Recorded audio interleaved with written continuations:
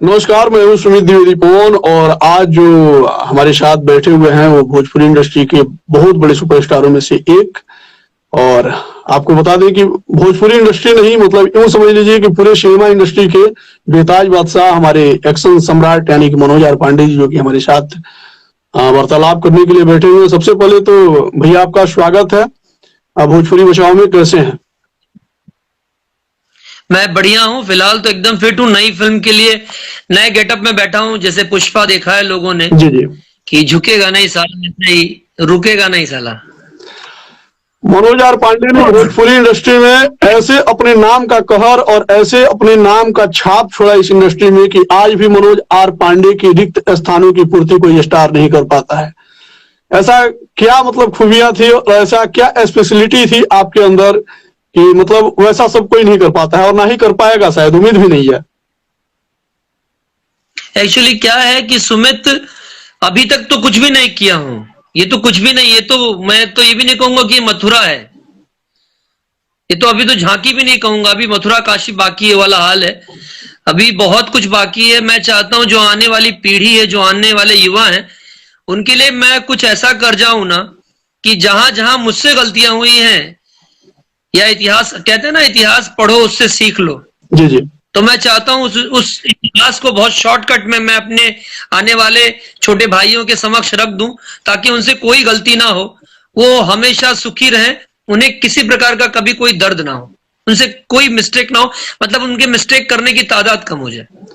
लोग एक हिट देने के बाद से भोजपुरी इंडस्ट्री के मतलब अपने आप को भीष्म पितामह करने लगते हैं, लेकिन मनोज आर पांडे ने दर्जनों हिट फिल्में दी है, जैसे कि कई लहरिया लुटाए राजा जी, किशन पीवा के चरित्र, बा मैं नागिन तू नगीना, दुश्मनी, खून भरी मांग, ऐसी तमाम सुपरहिट फिल्में, प्यार होके रही, जैसे मतलब दर्जनों फिल्में सुपरहिट देने के बाद भी मनोज आर पांडे कभी अपने आप को नहीं दिखा पाए कि मतलब मैं बहुत बड़ा सुपरस्टार, मतलब अपने आप को, मतलब दर्शकों ने तो देखा कि असलियत में मतलब सुपरस्टार ऐसे ही होता है, लेकिन मनोज आर पांडे ने कभी ये शो नहीं किया और ये कभी दिखाने का प्रयास नहीं किया कि आई एम सुपरस्टार। क्यों? सुमित, तो क्या है, मैं मौसम नहीं हूं कि मैं, मौसम बदलता रहता है ना, ऋतुएं बदलती रहती हैं। मैं मौसम नहीं हूं, मैं इंसान हूं। जी जी। ठीक है, तो इंसान को नहीं बदलना चाहिए। वैसे भी मर्द का सिग्नेचर, मर्द का नेचर और सिग्नेचर नहीं बदलता। तो मैं मर्द हूं और मैं नहीं चाहता कि लोग मुझे कहीं से शक की नजर से देखें कि मनोज भैया मर्द नहीं है। तो मैं मर्द हूं, तो ना तो मेरा नेचर बदलेगा, ना तो मेरा सिग्नेचर बदलेगा। और रही बात अहंकार की, तो हर इंसान को किसी से डरे ना डरे, ईश्वर से डरना चाहिए। और मुझे भी ईश्वर से बहुत डर लगता है। ईश्वर का सबसे प्यारा आहार होता है, ध्यान से सुनना, ईश्वर का सबसे प्यारा आहार अहंकार होता है। ठीक है, अभिमान होता है। तो भैया, ना तो मुझे अहंकारी बनना है, अभिमानी नहीं बनना है मुझे। मैं स्वाभिमानी ठीक हूं। हर मर्द को, हर इंसान को स्वाभिमानी होना चाहिए और अपने स्वाभिमान से समझौता भी नहीं करना चाहिए, जो मैं बिल्कुल नहीं करता। अभिमान चाहिए भी नहीं, क्योंकि जब इंसान अहंकारी होता है ना, उसकी आंखें, उसका चेहरा, उसका हाव भाव सब नेगेटिव हो जाता है। फिर लोग उससे दूर होने लगते हैं, लोग उससे प्यार नहीं करते हैं। और यहाँ देखते हो, मुझसे छोटे से छोटा रोड का इंसान भी प्यार करता है। मैं अपने प्रति आदर चाहता हूँ, किसी के दिल में डर नहीं चाहता। 12 साल का एक युग होता है, ठीक है, यूं कह लीजिए कि मनोज आर पांडे जुगों बाद भी नहीं बदले। ठीक है, जो मनोज आर पांडे को आज के 12 साल पहले लोगों ने पर्दे पे देखा था, जिस मासूमियत और जिस इंसानियत और जिस मतलब ह्यूमैनिटी के साथ मनोज आर पांडे को लोगों ने देखा था, आज भी वही इंसानियत, आज भी वही ह्यूमैनिटी और आज भी वही इंसानियत मनोज आर पांडे में झलक रही है। और आज भी चेहरे की वही चार्मिंग बनी हुई है जो कि 12 साल पहले यानी कि जुगों पहले बना हुआ था, जुगों बाद भी बना हुआ है। इसका क्या राज है? इसका पहले तो राज ये, सुमित इसलिए ऐसा बात कर पा रहा है क्योंकि जब मुझे सुमित मिला था तो सुमित को प्रॉपर दाढ़ी नहीं थी, और तभी भी सुमित के लिए मेरा यही प्यार था, आज भी मेरा वही प्यार है। तभी भी मैं ऐसे ही बात करता था, आज भी मैं वैसे ही बात करता हूँ। देखो सुमित, क्या होता है ना, मेरी माँ कहती है कि बेटा, जैसे तवा के नीचे, तवा समझते हो जिसमें रोटी बनती है, तवे के नीचे आग लगती है तो तवा काला हो जाता है। ऐसे ही जब आप किसी से जलते हो तो आपका चेहरा काला हो जाता है, क्योंकि पेट में आग लगती है।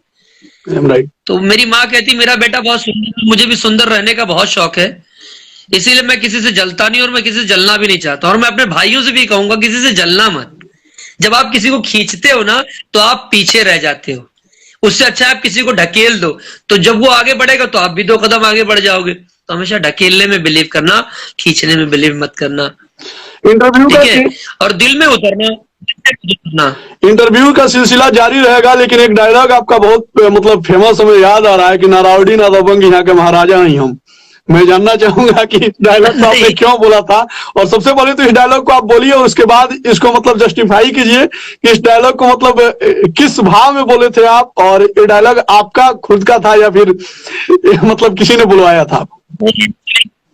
एक्चुअली क्या है, मेरी फिल्म है प्यार होके रही, फिल्म का नाम है प्यार होके रही, सबने देखा है। उसमें मैं एक लोकल लड़का हूं, जी जी, एकदम लोकल लड़का, जिसका एक डायलॉग है कि हम लोकल लड़का ही, पूछता है कौन है रे, तो कहता है लोकल लड़का ही, काट डाले। तो उसी में कई माफिया होते हैं, उनको वो जब अपने आप को दबंग बनते हैं, राउडी बनते हैं, तो ये बताता है कि एक लोकल लड़के का पावर क्या होता है, ठीक है। वो उसका पावर बताता है, जिसमें वो बोलता है कि ना राउडी ना दबंग, यहाँ के महाराजा हैं हम, ठीक है। मतलब एक लोकल लड़का जो होता है वो हमेशा, देखो ना कहीं भी किसी भी गली में देख लो, जो लोकल लड़का होता है बोलता है मेरे एरिया में आके मुझे मारेगा। तो वो जो कहानी थी वो एक लोकल लड़के की थी, इसीलिए उसने कहा था कि ना राउडी ना दबंग, यहाँ के महाराजा हैं हम। बाकी मैं असली जो बात है अपने ऑडियंस के लिए वो बता दूं, पहले मैं बोलने जा रहा था लेकिन मेरे दिमाग में नहीं आया कि दोस्त की मनोज आप बदले क्यों नहीं, तो मैं बता दूं, दोस्तन के दोस्त हैं, दुश्मनन ला दादा, सबके दिल पे राज करीला, दोस्तन ला दोस्त है, दुश्मनन ला दादा, सबके दिल पे राज करीला, नाम बामार राजा, क्योंकि ये नाम है ना मुझे मेरी जनता ने दिया है। अच्छा अच्छा। और वो राजा कभी नहीं होता जिसकी प्रजा सुखी ना हो, और मैं कभी नहीं चाहूंगा कि जो भी मुझे प्यार करते हैं या जो मुझे नहीं प्यार करते हैं कोई दुखी रहे, क्योंकि जिससे सुख मिलता है उसी को सब प्यार करते हैं। एक सवाल है, काफी कड़वा है, जवाब देने के लिए तैयार है? मैं सच बोलने के लिए सदा तत्पर रहता हूं, तैयार रहता हूं, और मतलब एकदम अग्रेसिव में रहता हूं कि सच मुझसे कोई पूछ ले। एक सुपरस्टार जो होता है ना, वो किसी पॉलिटिकल पार्टी का खास नहीं होता है, लेकिन फिर भी इन दिनों आपको देखा जा रहा है कि जोगी जी को काफी समर्थन दे रहे हैं, गायक ना होते हुए भी गाना स्टार्ट कर दिए हैं, आएंगे तो जोगी जी। देखिए सबसे बड़ी बात बता दूं, एक मैं पूरा चौपाई भूल रहा हूं, पर उस चौपाई का एक लास्ट सारांश बता दूं कि संत मिले अधिक फल होता है। एक कबीरदास जी का एक दोहा है, मेरे दिमाग से उतर रहा है वो, कि भगवान भी मिल जाए तो इतना आपको इतना फल नहीं मिलेगा जितना संत के मिलने पे फल मिलता है। जी जी, ठीक है। उसमें मैंने एक लाइन कही है, वो लाइन कह दूं फिर मैं पूरी बातें समझाता हूं। मैंने कहा है कि मरने के बाद तरने के लिए गाय का पूंछ पकड़कर दान करते हो, कितने मूर्ख हो तुम लोग जो साधु संतों का अपमान करते हो। क्या बात है। देखो संत जो होता है ना, संत वो अनंत होता है। जी जी, जो धर्म का नहीं वो कर्म का नहीं। सनातन धर्म से ही हमारा हिंदुस्तान है, और हम सब हिंदुस्तानी हैं। बिल्कुल। जो ईश्वर का नहीं हो सका वो आपका और मेरा भी नहीं होगा, सुमित ये बात समझ लेना। कहीं ना कहीं योगी बाबा का क्या है, उस आदमी का क्या है, बताओ ना मुझे, कोई एक बता दे। एक साधु आदमी है, वास्तविक आदमी है। आप भी पैदा हुए हो, हम भी पैदा हुए हैं, गाय हैं, बैल हैं, बहुत सारी चीजें हैं। सबको ईश्वर ने नीचे भेजा है, सबको खाने के लिए बोला है कि ये चीज आप खा लो, वो चीज आप खा लो। लेकिन यहाँ क्या करते हैं, गाय किसी के खेत में जाए उसको डंडा मारने लगते हैं, और जब नर्क में जाने लगते हैं, जब मरने का टाइम आता है उसके पहले उसी गाय का पूंछ पकड़कर जाकर पूजा करवाते हैं कि हमको वैतरणी नदी हम पार हो जाएं। मतलब जिंदगी भर मैं तुमको डंडा मारता रहूं सुमित, और एक दिन मैं तुम्हारी पूंछ पकड़ के, या तुम्हारा पूंछ तो है नहीं, मैं तुम्हारा हाथ पकड़ के तुम 4 पूजा कर लूं तो क्या होगा, मैं तर जाऊंगा? बिल्कुल नहीं। लोग कहते हैं योगी जी ये है। जो इंसान जानवर से प्यार कर सकता है, छोटे छोटे पशु पक्षियों से प्यार कर सकता है, जो अपनी भाषा अपनी संस्कृति से प्यार कर सकता है, जो कोई मतलब गलत नहीं चाहता कि कोई गलत रास्ते पे जाए, युवाओं के लिए अच्छा काम कर सकता है, वो इंसान कैसे गलत हो सकता है? और साधु तो कभी गलत नहीं कर सकता। बिल्कुल, ये आपकी सात्विकता को दर्शाता है, और ये आपकी ह्यूमैनिटी यानी कि आपकी इंसानियत को दर्शाता है कि आप उस व्यक्ति को हमेशा सपोर्ट करते हैं। सनातन धर्मी हूं, और मैं सनातन धर्मी हूं। मैं सनातन धर्म का हूं, मैं हिंदुस्तान का हूं, मैं हिंदुस्तानी हूं। तो मेरे अंदर एक हिंदू है, मेरे अंदर एक अच्छा इंसान है। सनातन धर्म कभी ये नहीं सिखाता कि आप किसी भी मजहब से जलें, किसी भी इंसान से जलें। सनातन धर्म ने कभी ये नहीं कहा कि किसी को मार के खाओ। बिल्कुल। सनातन धर्म ने कभी नहीं कहा किसी को कष्ट दो। सनातन धर्म ने कभी नहीं कहा आप किसी धर्म से जलो, क्योंकि धर्म कोई भी बुरा नहीं होता। धर्म कभी बुराई नहीं सिखाता। हाँ, वहां के कुछ अधर्मी लोग उसको गलत प्रेजेंट करते हैं। बिल्कुल बिल्कुल। जैसे कहा जाता है कि ढोर गवार क्षुद्र पशु नारी सब हैं ताड़न के अधिकारी। तो कई नेता है वो ताड़न का जो ताड़ना है, ताड़ना शब्द का अलग ही मतलब निकाल देते हैं। उनका तात्पर्य होता है ताड़ना का मतलब मारना। जी जी। ताड़ना जो शब्द है वो अवध का है, अवधि शब्द है, और मैं अवध का हूं। हमारे में ताड़ना का मतलब होता है, हमारी माँ कहती है, हमारे पिताजी कहा करते थे कि तनी ताड़त रहो नहीं तो गैवा के खेत में चली जाए। क्या कहते थे? तनी ताड़त रहो, मतलब तनी देखत रहो नहीं तो गैवा गेहूं के खेत में चली जाए। उसको बोलते थे ताड़ना का मतलब तो देखते रहना कहीं किसी के खेत में न चली जाए। गवार क्यों कहा गया कि गवार है? हाँ, गवार का मतलब होता है कि जरा ताड़ते रहना कहीं गवार पंती में खुद को चोट ना पहुंचा ले। तो कहने का मतलब है जरा देखते रहना। घर में नहीं बोलते अरे बच्चा है जरा देखते रहना, ताड़ते रहना, वो होता है। कहते हैं शूद्र गवार पशु नारी, नारी के लिए कहा गया नारी बड़ी पवित्र होती है, वो पीछे चलेगी तो कोई भी चोर उचक्का लाइन मारेगा उसको पकड़ लेगा, इसीलिए कहा गया नारी को आगे चलाओ। ठीक है, जैसे सीता जी आगे आगे चलती थी, राम जी पीछे पीछे चल रहे थे। क्यों? रक्षक बन के। हर पति अपनी पत्नी का रक्षक होता है। ठीक है, तो वो भी ताड़ रहे थे, वो देख रहे थे, अपनी नजरों में रख रहे थे। तो अगर ढोर ले लो, ढोर का शब्द अलग मतलब होता है, ढोल ले लो। मैं कह रहा हूं ढोल पे चलो समझा देता हूं। ढोल को भी जब तक देख के ताड़ के उसमें थाप नहीं मारोगे तब तक सुर कहां से निकलेगा? राइट। और कहा गया शूद्र कहा गया कि शूद्र को, तो इन्होंने उस शूद्र की तुलना नहीं की। शूद्र कौन है? शूद्र क्या है वो मैं बताता हूं। शूद्र की उत्पत्ति भगवान के चरणों से हुई है। बिल्कुल। अगर शूद्र बुरा है, जिस शूद्र की बात की गई है उसमें शूद्र का ढोर गवार शूद्र पशु नारी, उसमें जिस शूद्र की बात की गई है वो शूद्र, ये शूद्र नहीं है। हाँ, उसमें जिस शूद्र की बात की गई है वो शूद्र जो है, जब इंसान कानून व्यवस्था संस्कृति या अपने समाज के खिलाफ होता है तब उसको शूद्र कहा गया है। उस भाषा में उसको शूद्र कहा गया है। जो संस्कृति को, चार लोगों के मान सम्मान को नहीं मानता है उसको शूद्र कहा गया है। जबकि जो ये कह रहे हैं कि शूद्र, जिस शूद्र की आप सब लोग लड़ाई कर रहे हैं, बात कर रहे हैं, वो तो भगवान के चरणों से पैदा हुआ है। तो इसका मतलब भगवान के चरण ही बुरे हैं, तो छूते क्यों हो? ठीक है, जबरदस्ती लोगों को जाति में ऐसे फंसा के लड़ाना ठीक नहीं होता। आजकल लोग कहते हैं यादव पंडित ठाकुर क्षत्रिय सब में लड़ाई नहीं। मैं वो भी बता दूं कि जब किसी का लड़िया फंसता था, बैलगाड़ी फंस जाए, बड़ी से बड़ी चीज फंस जाए, तब हमारी माँ बताती है, हमारे पिताजी भी कहते थे कि जब कोई फंस जाए ना तो कहते थे कि क्या सब लोग लगे पड़े हो 10 जन एक ही में हैं, खाली पहलवान जी को पहलवान के बुला लियो, अब पहलवान का बुला लियो, अब 2 मिनट में निकल जाए। पहलवान मतलब कौन? यादव। मतलब पहलवान की तुलना होती थी तो तुरंत यदुवंशी दिखता था, तुरंत यदुवंशी दिखता था।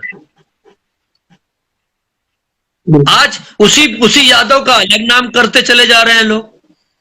यादव वो कि एक मुक्का मारता था तो बड़े से बड़ा जानवर बैठ जाता था। आज ढोड़ी दिखा के घूमने को बोलोगे, अब यादव बोलोगे उसको, क्या बोलोगे बताओ? जो इंसान समाज का नहीं, संस्कृति का नहीं, उसको कोई हक नहीं है। वो देखो, बड़ी बड़ी बातें कहने का तात्पर्य कुछ नहीं होता। मैं सत्य बोलता हूं, मैं झूठ नहीं बोलता। कोई भी बड़े से बड़ा यदुवंशी मेरे सामने खड़ा हो और वो मुझसे बता दे कि असली अर्थ यादव का है, क्या है? मैं बताता हूं। यादव का असली अर्थ है कि जब पहलवानी की बात आती थी तो यादव से बड़ा कोई पहलवान नहीं निकलता था। क्षत्रिय वो होता था कि क्षत्रिय मतलब पूरे राज्य का राजा। एक अहिर मतलब साला की अगर चाह ले तो साला हाथी को रोक दे, और क्षत्रिय वो कि अगर अस्त्र उठा ले तो उसका कोई तोड़ नहीं, और ब्राह्मण वो जिसके मन में सबके लिए प्रेम रहे, सद्भावना रहे। हाँ, पांडे जी, सबके प्रति प्रेम रहे। ये तो काफी गंभीर मुद्दा हो गया और काफी लंबा खींचते जाता है, ठीक ना। और आपसे एक छोटे से जवाब की मतलब इच्छा होती है, लेकिन उसको काफी मतलब लंबा चौड़ा समझाते हैं और बड़ा अच्छा लगता है सब चीजें, और ये आपकी शालीनता है। और एक आखिरी सवाल आपसे ये है कि एक और बड़ा खूबसूरत सा गाना गाए हुए हैं, रोग ही पुराना वाला, लोग तो बड़ा मजा ले रहे हैं, ठीक ना, लेकिन मैं जानना चाहता हूँ ये रोग पुराना, भाई पुराना रोग मतलब किसके लिए है? देखो एक चीज बता दें कि ओढ़नी उड़ावत रहे ओढ़नी उड़ावत रहे सूट सलवार में, भाग अइलू दिलवा की पहला नजर में। अच्छा। पूरा रूपवा पे पागल ही दीवाना बा, भगवान कसम रानी रोग ही पुराना बा। एक्चुअली क्या है कि जैसे सुमित तुम्हारी तरह हम भी बैठे हुए थे, तो कुछ लोग थे तो बोले भैया ये लाइन तो गलती से मेरे से वो चीजें शेयर हो गई, और मैंने अंदर की एक बात निकली और मैंने बोल दिया। एक्चुअली वो रोग सब पर लागू होता है, हर इंसान की जिंदगी में वो रोग लगता है, और उस रोग के चलते ही मैंने उस सच्ची लाइन को उठा के प्रेजेंट कर दिया। मैं झूठ नहीं बोल पाता, इसलिए मैंने बोल दिया। नहीं, काफी बहुत ही खूबसूरत गाना बना हुआ है। एक और गाना आपके फिल्म का काफी ज्यादा वायरल हुआ था, बिना पीएलए तिवारी जी के नशा भइलबा। अच्छा, आप हर एक कैरेक्टर में फिट कैसे बैठ जाते हैं? जब आप दिल से देखो, अगर सोना चाहो तो चटाई पे भी नींद आ जाती है, जमीन पे भी नींद आ जाती है। सबको पता है कि मनोज भैया कभी खाने में नौटंकी नहीं करते। बस मैं नॉनवेज नहीं खाता हूँ, प्योर वेज आदमी हूँ, शुद्ध शाकाहारी हूँ। बाकी मुझे कहीं भी सुला दो, मुझे सुकून की नींद आ जाती है। मेरे कोई टटर्रम नहीं होते हैं, कोई टंटम नहीं होते हैं। मुझे बीएमसी पानी भी हजम होता है और मुझे बिस्लरी भी हजम होता है। लोग टीनोपाल पाउडर लगाते हैं, सबको पता है मैं कभी पाउडर के एक वो भी वैसलीन भी नहीं लगाता। फेस वॉश से मुंह धोए भी मुझे 6 महीना हो जाता है। मैं सच्चाई बता रहा हूं। तो ठीक है, एडजस्ट हो जाता हूं मैं, यही है मेरी खासियत, इससे ज्यादा क्या कहूं। बहुत बहुत धन्यवाद, आपने अपना कीमती समय दिया। जाते जाते दर्शकों को कुछ बोलना चाहेंगे? ये कहना चाहूंगा कि अभी एक बहुत लोगों की डिमांड आई, सारे यंगस्टर की डिमांड आई। एमआरपी ग्रुप के हमारा जो एमआरपी ग्रुप है उसमें बहुत सारे मैसेज आ गए कि भैया हमारा गाना कोई नहीं करता रिलीज, कुछ नहीं हो रहा भैया, रिलीज नहीं कर रहा कोई हमारा गाना, या हमारे गाने चोरी कर लिए जाते हैं, हम भैया हमको कोई प्रमोट नहीं करता, भैया हम बहुत गरीब हैं, बहुत ही हैं। तो उनके लिए अभी फिलहाल एमआरपी म्यूजिक खड़ा हो गया है, और मैं आप लोगों को जितना मुझ में जितनी क्षमता है, क्षमता तो मेरे अंदर बहुत है, तो मैं अपनी पूरी क्षमता लगाकर उनके गानों को प्रमोट कर रहा हूं। और एमआरपी म्यूजिक आपका गाना रिलीज करेगा, मुझे किसी से कोई लालच नहीं है। आप लोग तरक्की करें, खूब आगे बढ़े, बशर्ते इतना है ऐसा गाना गाएं जिससे कि मेरा सम्मान कहीं कम ना हो। मैं ऐसा ना हो कि चार समाज में खड़ा हूं तो मैं बोलने के लायक ना रहूं। मैं गर्व से नहीं लेकिन स्वाभिमान से मैं अपना सर उठा सकूं। मैं ये चाहता हूं आप अगर अच्छा गाना गाते हैं तो एमआरपी म्यूजिक आपको पक्का प्रेजेंट करेगा। मैं खुद अपने पेज से, अपने वॉल से उस बंदे को प्रेजेंट करूंगा, उसकी पब्लिसिटी करूंगा, और इसमें मुझे कोई शर्म नहीं है। मैं इस दुनिया में आया हूं तो कुछ अच्छा करके जाऊंगा, अन्यथा मैं चाहूंगा कि जिस दिन मैं गलत काम करने लगूं मेरा वो लास्ट दिन हो। चलिए भैया, बहुत बहुत धन्यवाद। हर हर महादेव, जय Shri Ram. Sumit, thank you so